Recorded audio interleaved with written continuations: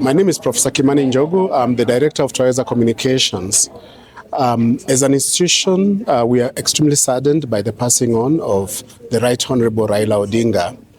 Honorable Raila Odinga was a towering figure of Kenyan politics, and his contribution to democracy and social justice in Kenya should never be underestimated. He has struggled throughout his life to make a better nation for us, and sometimes his contribution is underestimated. He was at the center of the constitution-making process. He was at the center of really looking for social justice for everybody, and at least making sure that there is equity in the country. There is one attribute that people forget, and that is the attribute of forgiveness. He was an extremely forgiving individual. He forgave a lot of people who made life difficult for him. And sometimes people would wonder how come that he would have that type of heart of really moving on after he has suffered immensely. And I think that the challenge that we are left with is how can we build on the legacy?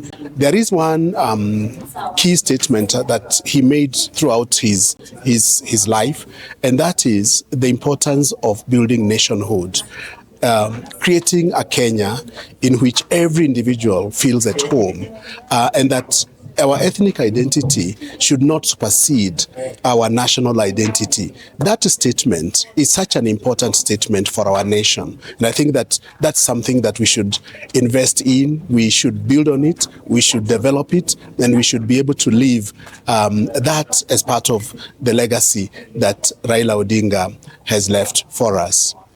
My first reflection about Raila Odinga was when we were undergraduate students at the University of Nairobi in the 1980s. And I recall when he was detained, his wife, Ida Odinga, experienced a lot of challenges from the state.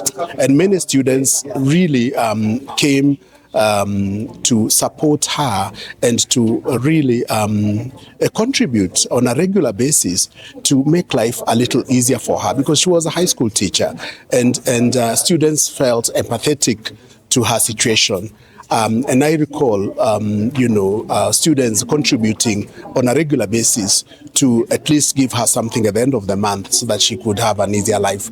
Now, this type of, care that, students showed to Ida when her husband was in detention was quite significant. And I think that the grief that the country currently faces is not just a grief experienced by the family. It's collective grief. It's collective grief based on the place that the Right Honorable Raila Odinga has had in the lives of all Kenyans.